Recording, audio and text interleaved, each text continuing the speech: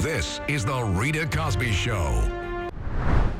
And the polls are showing that people are fed up. I mean, if you look at some of the border numbers, it's so obvious that President Biden has had a big old neon sign and said, yeah, come on in. No big deal. Nothing to worry about.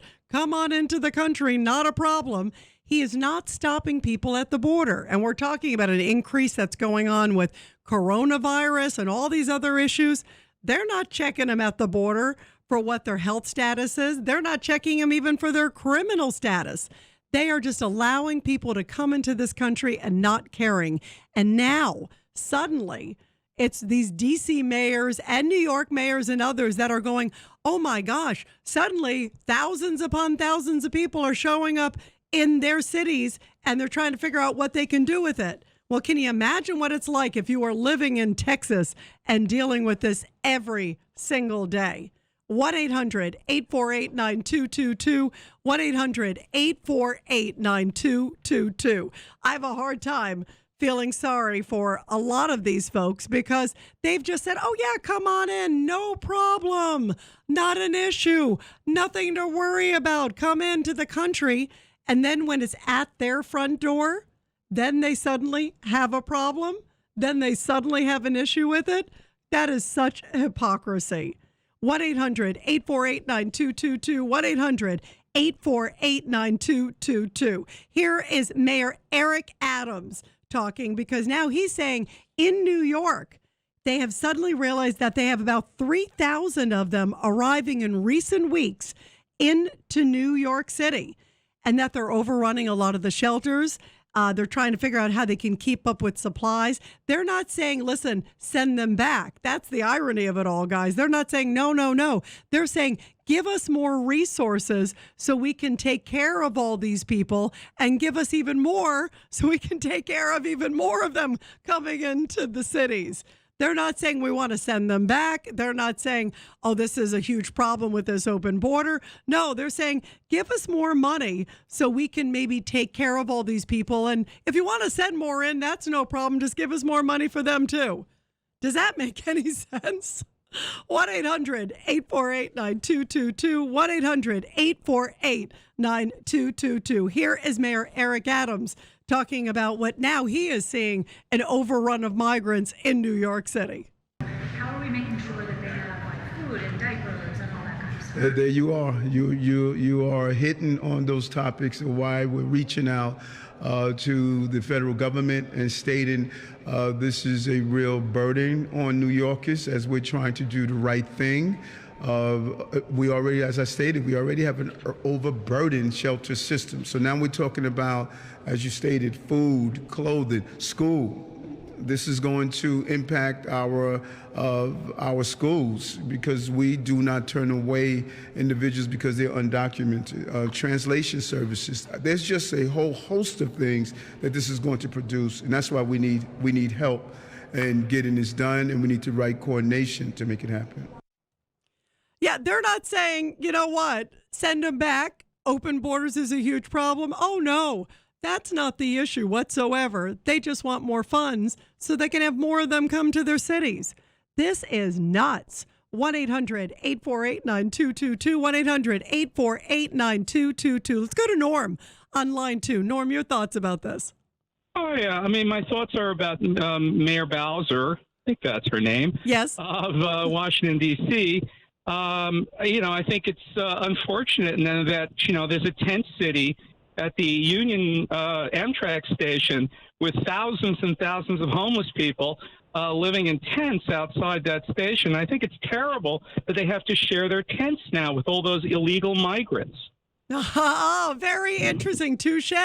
Norm, you and I have talked about that because I know when I have gone to D.C., just like you said, I used to work in D.C., and I never remember it being like overrun like a huge homeless city. It's like San Francisco. You remember there was this footage that we all saw like a week or two ago of these kids having to walk by like a homeless druggie encampment when they got off the school bus. There was this footage of that like shocked the country last week. That's the same thing they're dealing with in New York. It's the same thing they're dealing with in D.C.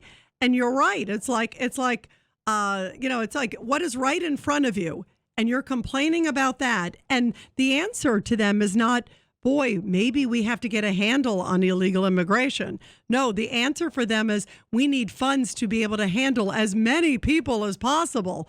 Like they're not even condemning the border problem. My first thought was, God, maybe they'll get a wake-up call.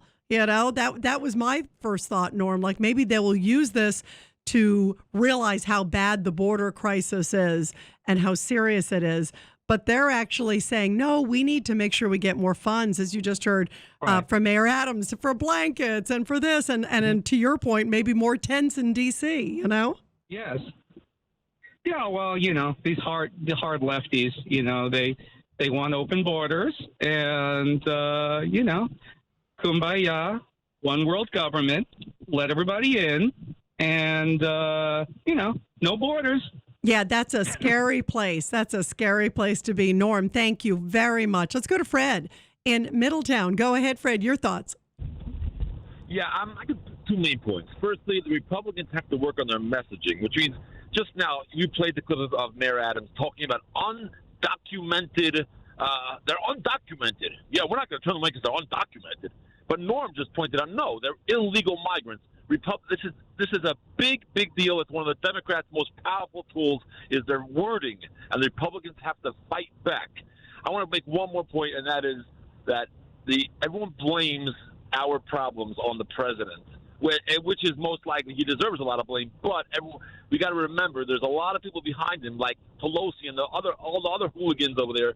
They hide behind him. They're happy that there's a senile president. He's taking all the blame, and they're running this country into the ground. So I think we got to wake up to that also, and people have to realize their vote counts. Got to vote these people out, but it's got to be a better system for the voting anyway. Those are my 2 points. No, great points, Fred. And you're right. The messaging does need to be better. And they also need to speak out and be really clear about it, too, because you're right. Sometimes I think they assume people understand that. And 2, just like you said, you're right. Every vote counts. And people voted, as we were talking in the last segment, about Alvin Bragg, the soft on crime DAs. People voted for him. This is what he said he was going to do, and he's doing it. And that's why it is so important to get to the voting booth in November and vote for people who you think care about your security, your national security. By the way, I want to play this clip too, guys, because this to me is stunning. John Kirby was asked, okay, what do you think really is sort of like one of the biggest threats to security? And you would think it'd be border. You'd think it would be like maybe Iran. I could give a huge list right now, Russia. I mean, the list could go on and on and on. To your point that you just said, he basically came out and said, no, it's climate change. Take a listen. You've long talked about how climate change is a national security issue for the country. I'm wondering if you view this as a national emergency, and if you believe that executive actions that will be announced are enough of a message to send to the world that the U.S. is indeed serious about climate change. I'm not going to get ahead of any announcements on specific actions with respect to climate. But let me take a step back. The Pentagon has noted, not just in this administration, but even the previous one, that climate change is a national security issue. Not only does it affect our infrastructure, and you're already starting to see military bases like Norfolk Naval Base having to invest millions of dollars to try to improve their infrastructure because of rising sea levels. So it has an impact on our infrastructure. It has an impact on our readiness because you're seeing it now, even in the wildfires, where so many National Guardsmen are being called out, and God love them for that. But those are important tasks and missions, but it takes away from other tasks and missions when it comes to defending the United States. So is everybody thinking, okay, well, climate change is absolutely the biggest threat to what's happening in this country right now? And this comes on the heels, by the way, with gas prices, as we're seeing, still high, dropping slightly, but still high. Pete Buttigieg basically says, you know what? The benefits of an electric vehicle far outweigh the pain that you're dealing at the gas pump. In other words, you need to feel the pain because we have this vision of going green, and you're just going to come with us for the ride. And even if you have a little bit of pain, don't worry about it. Eventually, you'll see some benefits. It'll all be worth it because we want to change everything to go green. America is based on fossil fuels. They don't get it. And our borders are supposed to be protected. And this president doesn't get it. And that's why in this new poll that just came out a little bit ago, guys, the Biden approval rating, this is a CNN poll, 38% approve, 62% disapprove. And basically 7 out of 10 Americans feel that the president is not doing enough on the most pressing issues of the day.